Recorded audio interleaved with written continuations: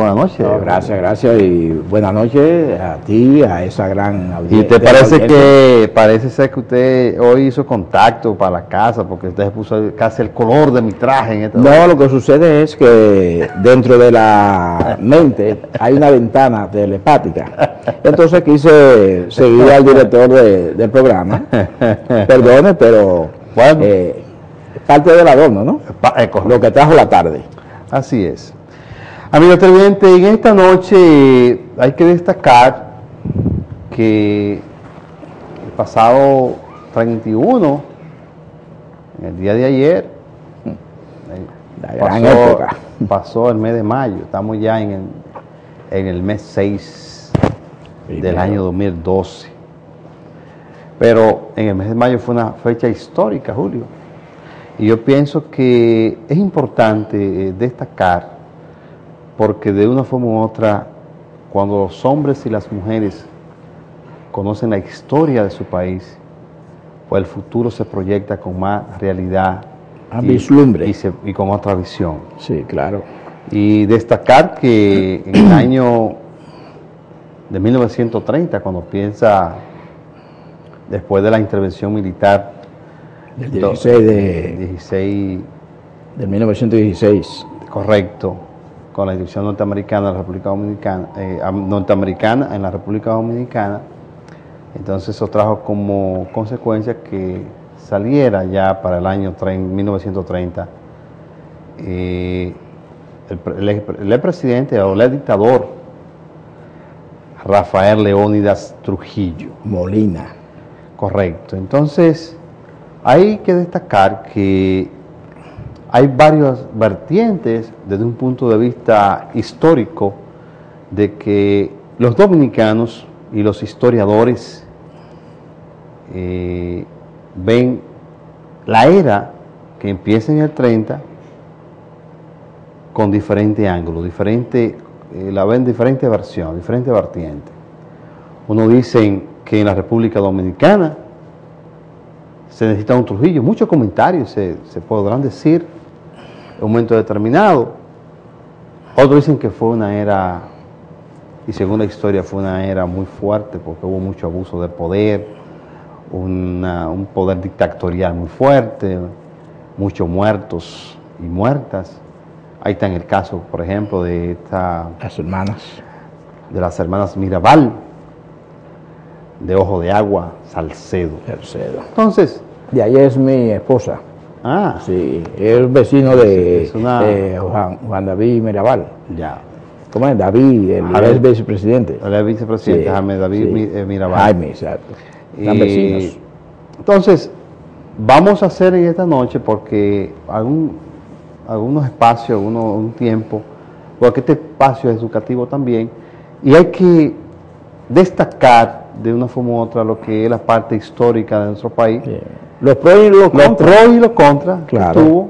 Y también dar la oportunidad a ustedes, los televidentes, que nos quieran dar una sugerencia, o quién de ustedes, de los que están en su casa, vivió en esa época, porque yo realmente en esa época no la viví, y no nací en esa fecha. Yo estaba bien pequeño.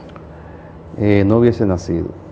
De un baby, yo estaba pequeño. Tú estabas pequeño, sí, tenía unos 2 años, 3 años, algo así. Y terminando entonces para destacar los mártires aportados a la causa que dieron fin para el año 60 de esta dictadura. Entonces, vamos a empezar este diálogo, Julio. Vamos a permitirnos, digamos, un espacio. Primero vamos a hacer un análisis breve y luego vamos a recibir algunas llamadas de los televidentes. Sí, muy bueno. Yo preferiría que empezáramos con la política exterior en ese entonces. Tenemos que entender que en el 1930, cuando Rafael Leónidas Trujillo Molina asume el poder, lo recibe con una retahíla de retraso de pagos de lo que conocemos la famosa deuda eterna. Trujillo toma el poder de la mano de Horacio Vázquez. Eran compadres. Eran compadres y es lo que dice político y cosas así, ¿no? Pero unos empréstitos cometidos o llevados a cabo por el gobierno de Horacio Vázquez somete al país a una dura prueba de consolidación económica y de la política exterior. Esto trae un debacle de situaciones donde le permitió a Trujillo penetrar en el ámbito político, porque lo que era un militar, y era un prestamista, era un comerciante. Y quiero también, ahora que menciono este término, cuando Trujillo llega a la presidencia, ya Trujillo era rico, tenía dinero. Trujillo ya había sido conducido en la parte empresarial. Creó la fábrica de los zapatos Fadot. Pero esa fábrica no era del hijo. No, era de Trujillo. Y él después entonces lo que hacía era que abastecía al ejército, a las Fuerzas Armadas Dominicanas. O sea, usando el poder absoluto, porque en aquel entonces cuando se podían hacer negocios, el negocio principal había que hacerlo con él. Pero, no obstante, hubo un diputado del Congreso de la Diputación que le elevó una instancia acusándolo de abuso de poder, de venderse y comprarse el derecho de licitación de venta al Ejército Nacional Dominicano y a las Fuerzas Armadas. Eso provocó una auditoría de precios de oferta y demanda, donde luego se presentó que los precios que Trujillo le daba estaban más del 50% por debajo de lo que lo adquirían el ejército con empresas extranjeras o naturales. Es decir, él vendía a precios competitivos. Menos que competitivo. Menos que competitivo. Le digo que tenía más de 50% por debajo del precio estándar que se le vendía al ejército. Eso nadie lo destaca. Eso nadie lo destaca. Otro punto. Trujillo, a pesar de los pesares, creó una fuerza marítima mercantil que fue en el hemisferio la corriente marítima de mercado internacional más poderoso que ha experimentado en los últimos 50 años todo el hemisferio de nuestros países. Eso causó un tremendo disgusto, un celo entre los países hermanos, principalmente Venezuela. Hay una serie de cosas en la historia que no se describen. ¿Usted cree que eso trajo entonces como consecuencia? Porque lo de la fábrica de zapatos, yo sí lo he leído. Los mejores zapatos que había. Y lo sabía, pero pensé que él era de Ramfi Trujillo, esta compañía, y nunca pensé que... No, Trujillo era fundador. Sé que era una persona muy hábil, e incluso mucha gente cree que eran analfabetas. Muchos lo piensan así. Bueno, el término de analfabeto literalmente es aquella persona que no haya cursado, vamos a decir, ni siquiera el primero primario, y que tiene poca dicción y conocimiento de lo que es la gramática, de leer y escribir. No, Trujillo pensaba, escribía, no era un erudito, pero tenía, por ejemplo, a Logroño, tenía una serie de individuos que fue también otro. Mira, en la época de Trujillo hay tantas cosas positivas en el sentido de Estado. Por ejemplo, en la política exterior, el equipo más eficiente en cuanto a diplomacia lo tenía Trujillo. El equipo de inteligencia interna de Estado y seguridad de Estado lo tenía Trujillo. Pero eso eran calieses, ¿sí? Que supuestamente bueno, eran los calieses. Esos se llaman epítetos. Eso se le bautizó caliés, ok, pero las CIA son calieses. La KGB, que ha sido el servicio secreto de mayor crueldad en todas las historias, la KGB, son calieses. Pero retomando entonces lo siguiente, mira, esto está importante. Digo, no quiero que malinterprete que estoy defendiendo a Trujillo. No, pero está importante porque estamos analizando una situación histórica y Porque yo soy institucionalista, prácticamente. No, pero sí. Nos estamos basando en la historia. No, a la verdad de la historia. Información. A la verdad de la historia. Porque la historia la escribió un hombre y usted podrá escribir en un momento determinado de acuerdo a como usted crea. Pero también entiendo que son hechos históricos que de una forma u otra ya usted tenía... Que tienen incidencia de la vida de la República. Para esa fecha usted tenía algunos años y tuvo más familiares que vivió directamente esa época. Mi padre fue militar. Ahora sí, entonces vamos a lo siguiente. Para irnos directamente entonces al caso de la fuerza armada que le dirían mucho las fuerzas represivas que tenía Rafael Fernández de Trujillo. Ok. El SIN, el famoso SIN. Eso es el servicio secreto. Correcto. Sí. Entonces, de seguridad de Estado, prácticamente. ¿Desde qué punto de vista, cuando usted dice que el gobierno de Trujillo, sí, o la era de Trujillo, tiene la parte positiva en la parte institucional, ¿en qué cosa específicamente usted se refiere? Bueno, en lo institucional, por ejemplo, si usted lee la cartilla de urbanización, de moral y cívica que se impartía allí, es un rezo de ofrenda y de, vamos a decir, de amor a la patria. Hoy día, ninguno de los pensadores políticos, llamarse per se, no tienen la menor sensibilidad sobre el patriotismo. No tienen la mayor delicadeza, ni sensibilidad, ni honestidad con respecto a lo que es amar a la patria, con todos los valores y principios que un ciudadano común debe llevar.